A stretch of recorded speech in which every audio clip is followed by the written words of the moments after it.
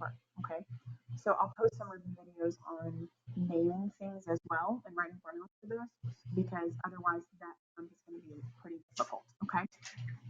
So if you have been absent, I just want to say first of all, this is going to be kind of tough, but totally doable, okay?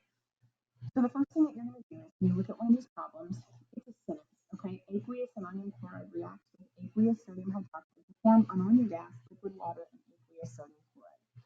So the very first thing I do is I underline all the chemical identities: ammonium chloride, sodium hydroxide, ammonia, water, sodium chloride. And those are the parts to my equation. That's what I get to see in my word equation, are those things that I underline, okay? Then I'll look at the other words and figure out if I can replace them with symbols. Aqueous, I know is symbolized by AQ. Reacts with means those two things are being added together. So that's symbolized by plus sign. Aqueous, again, that means AQ. To form, there's my yield sign. To form can also be are producing, yields, all of those would be your arrow. Liquid, that's an L. And that's going to be a plus sign. Aqueous, AQ. One more thing I want to add, this comma right here that you see after ammonia gas, that's going to be a plus sign as well because it's separating two different chemical identities, okay? All right, so let's write this as a word equation. Ammonium chloride, AQ, and I'm going to put AQ underneath, plus sodium hydroxide. I'm going to start writing smaller because I'm running out of space. AQ yields ammonia gas, liquid water, plus aqueous sodium chloride. Sodium chloride. Again, I'm running out of room here, you guys. Okay, so we annotated the sentence. We made a word equation out of it. The next step is to write the formulas for those things. Again, that's where we're going to need to be able to take a name and write a formula for it. So ammonium is NH4. It has a positive charge. How do I know that? It was on your polyatomic ion list that you had to memorize, okay? It has a positive charge. Chloride is the element chlorine based on its location on the periodic table. It has a -1 charge. Since NH4 is +1, Cl is -1, those two things cancel out. So I don't need any additional subscripts. I'm going to include the state of matter. I'm going to include the plus sign, and I'm going to go on to the next chemical identity. Sodium hydroxide. Na is in group 1, so it's +1 hydroxide on our polyatomic ion list, -1. Again, they cancel. Ammonia is NH3. That's one of those things we just said we kind of had to memorize, okay? It doesn't follow a naming system. Water, is H2O. And then sodium chloride, again, Na positive, Cl negative, so they cancel, NaCl, AQ. And that's what we've been working on. I'm not going to do number 2, but if you need help with this, I did number 1 and number 2 word equations on the last video I posted on Classroom, so see those if you need additional help with that. I'm going to go on to number 3 and do a few others throughout the packet, okay? So if we look at number 3, the first thing that we see is when heated. Heat is symbolized by a delta symbol, okay? It usually goes over the yield sign. Solid, second S. Carbon, there's the first chemical identity, reacts with, that's the plus sign. Oh, oxygen, another chemical identity. Gas, which is a G. To form, that's our yield sign. Carbon monoxide, another chemical identity. And then gas is symbolized by a G. I'm going to put that all together in my word equation. Carbon, solid, plus oxygen, G, to form, yields, carbon monoxide, CO. Carbon monoxide, I'm not doing formulas yet, so in the Beavers, that should say carbon monoxide, G. Miss Beavers is trying to do a word equation and a formula equation all at the same time. Okay. So carbon S plus oxygen G yields carbon monoxide G. We need to include this delta symbol over the arrow. That's where that belongs. Okay.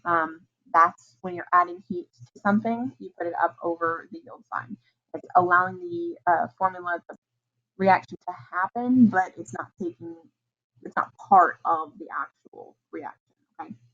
All right. Now, the cool thing is when we do an element formula, it's just the element symbol in a state of matter unless it's diatomic. If it's diatomic, remember our acronym for the diatomics are Brinkelhoff. Those guys, when they are alone, they get a 2 with them. Okay, just when they are alone.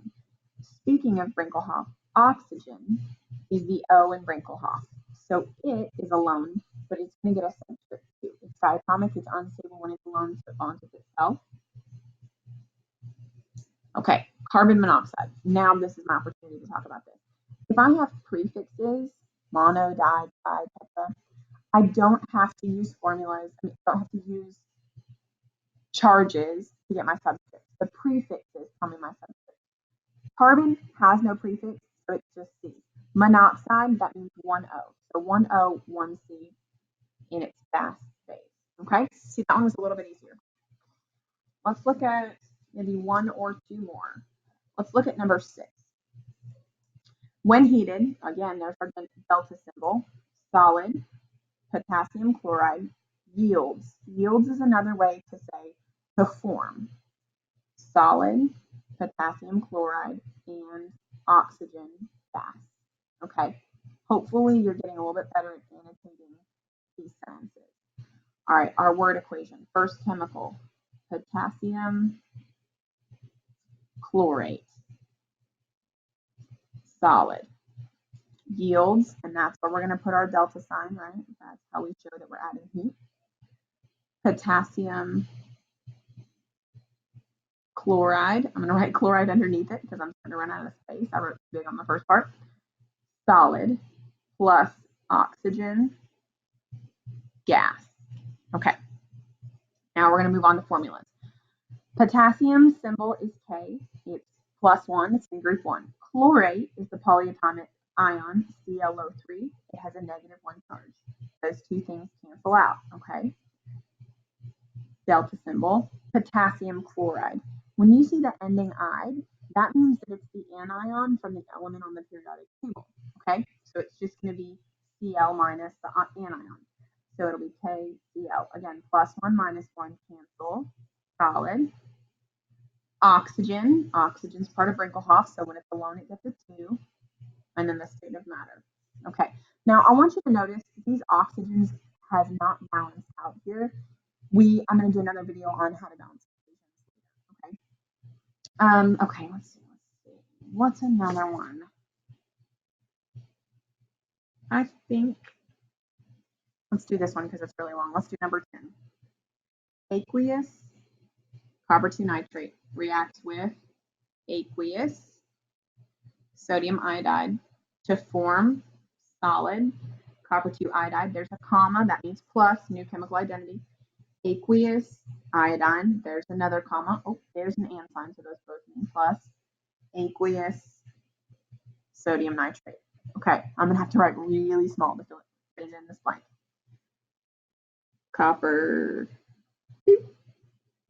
nitrate, AQ, plus sodium iodide, AQ, to form copper 1 iodide solid plus iodine, AQ, plus sodium nitrate, AQ.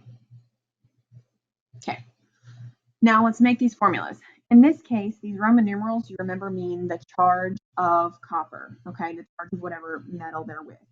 That means that it's copper plus 2. Nitrate is the polyatomic ion NO3 negative. See how this only has a -1 charge and this one's a +2? Those charges have to cancel. What do?